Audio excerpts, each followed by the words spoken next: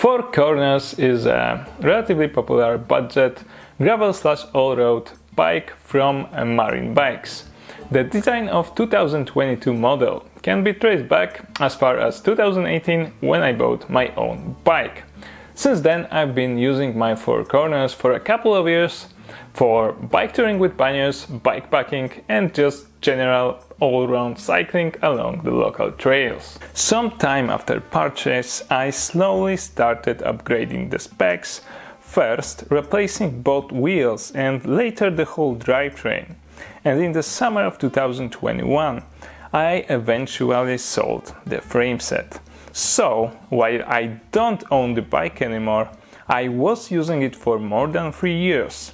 I traveled thousands of kilometers and visited 7 foreign countries on this bike.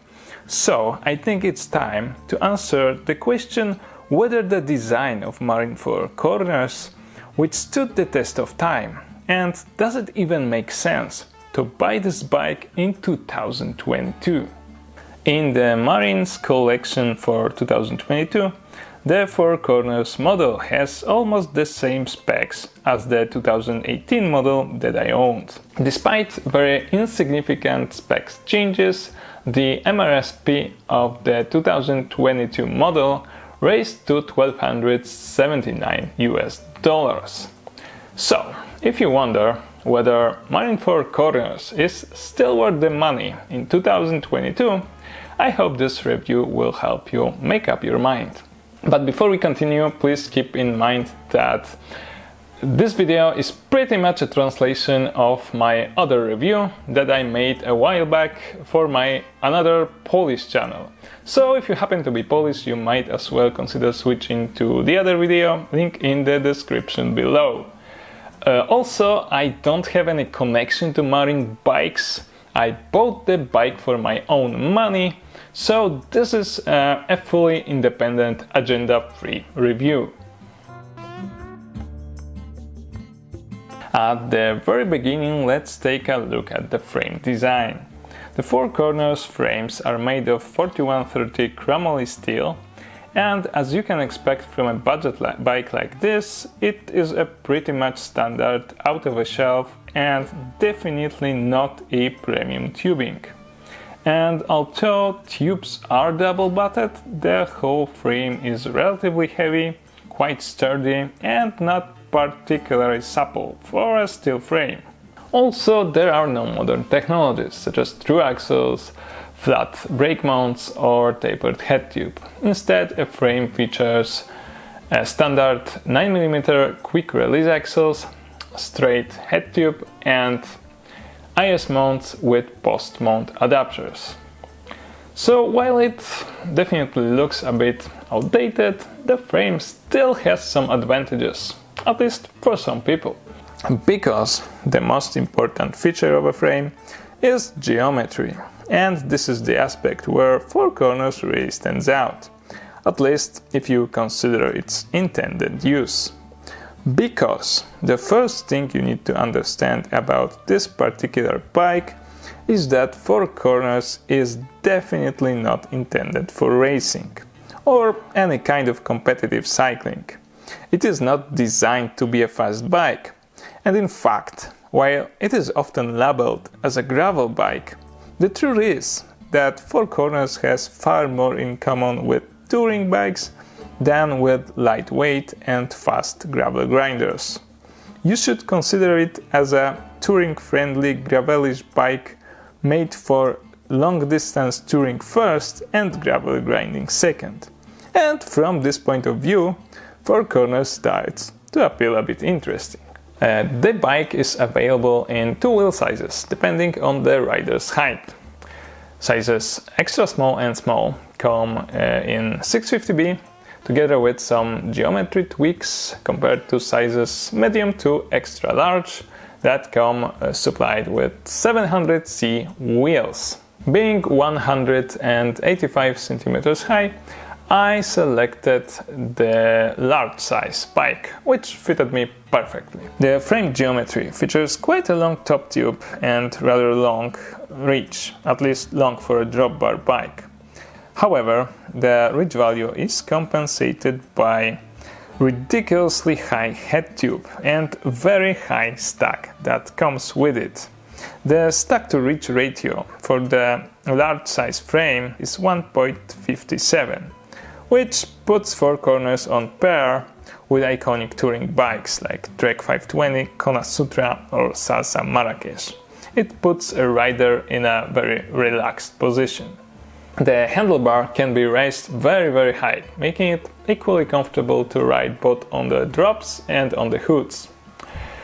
In fact, because of the very long head tube, I was actually unable to lower the handlebar as much as I would like to. The way it is designed, the bike puts you in this very relaxed position that not everyone will be a fan of. But at the end of the day, the bike is very comfortable to ride, and it can be especially appealing to someone who has never tried riding a drop bar bike before. Besides the position, the bike exceeds in terms of comfort in a few other ways. As you can see, the top tube features quite a strong slope. This has its advantages. For example, it is easier to get on and off the bike. But, most importantly, it leaves a lot of the seat posts exposed, which reduces the stiffness and improves vibration damping. Combine this with the small diameter of steel tubes, relatively wide tires and gel pads that are hidden under that handlebar tape, and you will end up with a bike that allowed me to cover long distances, even on rougher roads, without the feeling of fatigue and pain. The Cro-Mo fork is an absolute tank, and with the weight around 1,500 grams, it can easily earn a title of the heavyweight champion of the world. Definitely not the most supple fork out there, but at least extra strong, capable of carrying additional weight, such as panniers or anything cages with extra stuff. Interestingly, the fork isn't actually as stiff as the looks might suggest, supposedly because of the extra long head tube and a lack of true axle. I actually found that if you put too much weight onto the handlebar, it is quite easy to get this very unpleasing and also quite dangerous shimmy effect. In consequence, I would avoid putting more than about 4.5 kilograms of weight into my handlebar bikes. In terms of handling, the bike definitely exceeds in stability. The frame is long. In size large, the wheelbase amounts to 1100 mm, and chainstays are 450 mm long, which is again more of a touring bike than a gravel bike territory. Also keep in mind that chainstays are 432 mm long on sizes extra small and small, which kind of makes sense for shorter riders. It might seem that such a long bike will feel a bit sluggish to ride, but the reality is much better than the numbers suggest. I found it quite fun to ride the front end of a bike with a head tube angle of 71.5 degrees, while not super playful, is responsive enough to be fun. And the long rear end makes the bike stable enough, so I could take it on a rougher roads or even woodland single tracks. Also, the high position of the handlebar makes me feel safe, even on steep and rough descents. However, it is definitely not a super fast accelerating bike, and if you expect agility and quickness above all, then you should better look for a gravel bike with shorter wheelbase and shorter stays. The bikepacking and bike touring characteristics of Four Corners are also expressed by numerous bottle cage mounts, both on the frame as well as on the fork. You have 3 mounts within the main triangle, another mount under the down tube and a pair of mounts on the fork. And the frame features mounts for rear rack and fenders as well. Another cool feature of the frame is tire clearance. 4 corners can fit tires that are 2 inches wide, which I tested myself by putting on a pair of Vittoria Saguaro 29 by 2.0. On the downside, the frame lacks a drainage hole under the bottom bracket area, which is a rather popular feature of steel frames, because if the water gets inside the frame, it will gather up around the bottom bracket area, and without the hole, it doesn't have any means to escape, which might lead to corrosion. Also, the derailleur hanger is not replaceable, which is not a big deal on a steel frame, as steel hangers tend to bend rather than snap on impact, so you can straighten them up. However, imagine doing it in the middle of nowhere without proper tools. Therefore, I would rather carry a spare derailleur hanger that, in case of failure, I could easily replace using only my multi-tool. Unfortunately, that's not an option with this bike. The stock wheels are pretty cheap and insanely heavy, but at least solid. I never had an issue with hub bearings, I never had a broken spoke, and the rims stayed true even though I used the bike for heavy touring with 25 kilograms of load along some really nasty Lithuanian and Latvian roads. And believe me, this would be a challenge for any wheelset. But there are just not too many good things that I can say about stock wheels. The wheels are heavy, the rims are not tubeless ready, and the cheap hubs don't come with the best sealing, so you will need to maintain them on a regular basis. Definitely the first part of the bike that you should consider upgrading in the future are the wheels. And so did I. And after 2 years of using stock wheels, I swapped them for new lighter set. I went tubeless and the bike got an entirely new feeling. The drivetrain of the Four Corners model features Shimano Sora 3x9 road group set. The crank consists of 50, 39 and 30 tooth cogs, and the cassette is 11 to 34. This gives quite a decent gear range.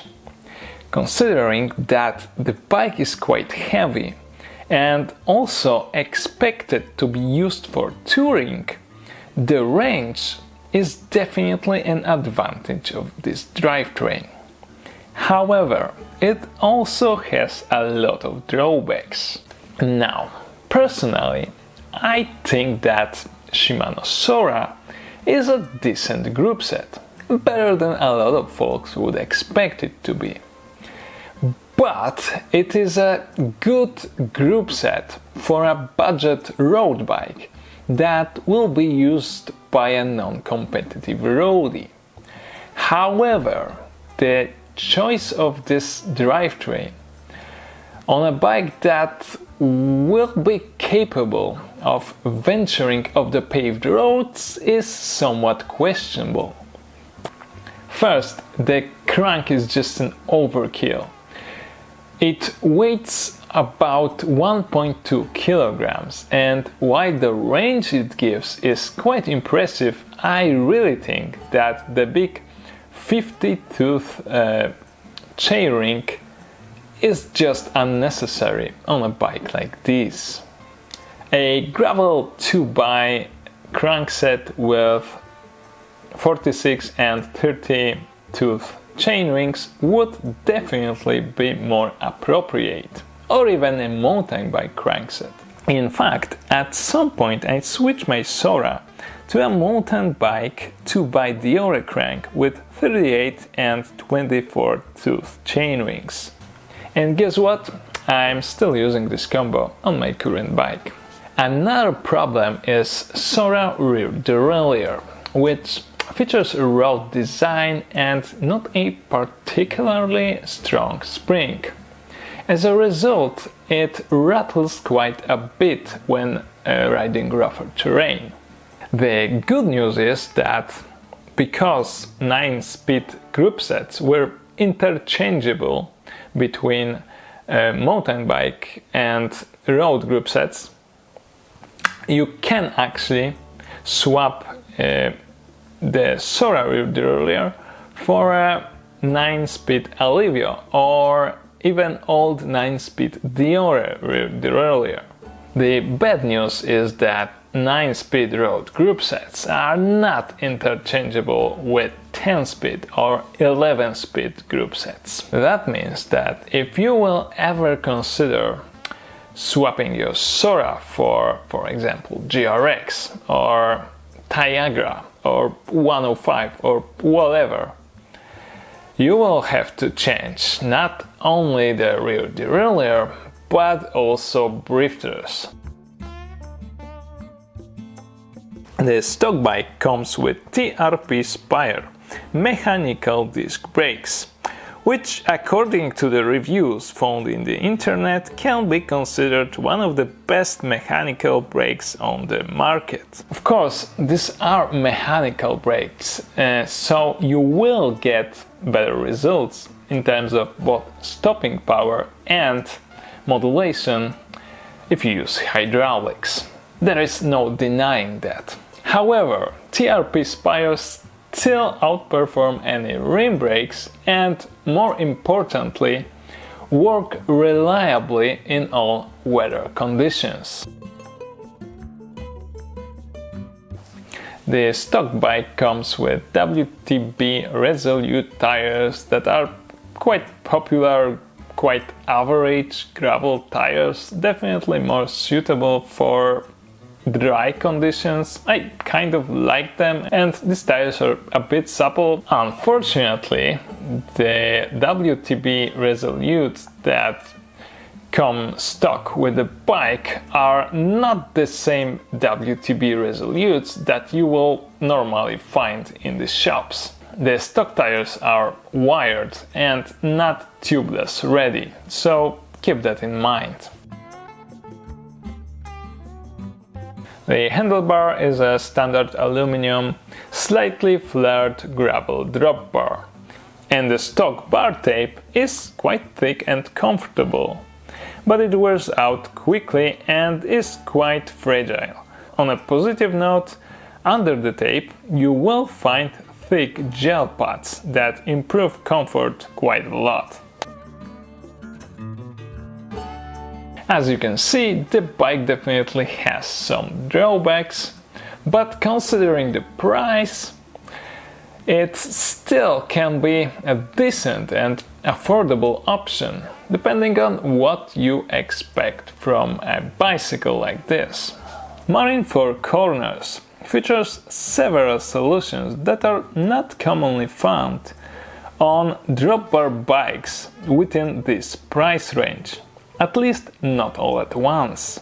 It is built on a steel frame. There are a lot of mounts on frame and fork. It has tire clearance up to 2 inches wide tires, and the drivetrain offers a wide range of gears. Unfortunately, these features come in a package with a heavy weight. My large size bike in stock specification weighted way over 14 kilograms, which is quite a lot. So, if you wonder whether Four Corners is a good bike for you, you should first ask yourself a question: to what extent the mentioned features are important to you? Because if you wish to have a true lightweight, fast gravel grinder for agile, quick rides, then Marin Four Corners is definitely not a bicycle for you. However, the comfortable geometry, stability, and specs of this bike create an interesting blend between a gravel and a touring bike. Four Corners is not a bike for everyone. This bike will not break world records, but it will allow you to discover new places and experience adventures. It's a versatile build, a jack of all trades that ticks a lot of boxes but doesn't exceed in anything in particular, apart from its versatility. And most of all, despite all of its drawbacks, it was a bike that gave me a lot of fun, in line with the Marin bike's catchphrase, made for fun. So this concludes my impressions after using Marin Four Corners for more than 3 years. Thank you for watching, and I hope that you will find this video at least somewhat interesting and at least somewhat helpful. If you liked the video, please give us a like and subscribe, as we will have more content coming soon.